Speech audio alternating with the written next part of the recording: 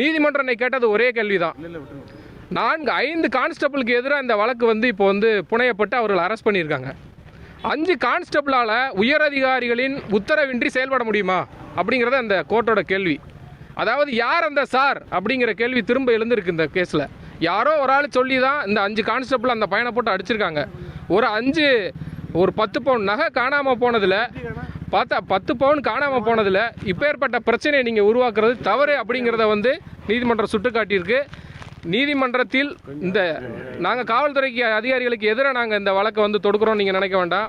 எங்களுடைய உள்நோக்கம் இந்த கீழ்மட்ட காவல்துறை அதிகாரிகளை பனிஷ்மெண்ட் பண்ணிட்டு யாரோ ஒரு ஆள் சொன்ன ஒரு உயர் அதிகாரியை நீங்கள் தப்பிக்க விட்றீங்க அப்படிங்கிறத நாங்கள் சுட்டி காமிக்கிறோம்.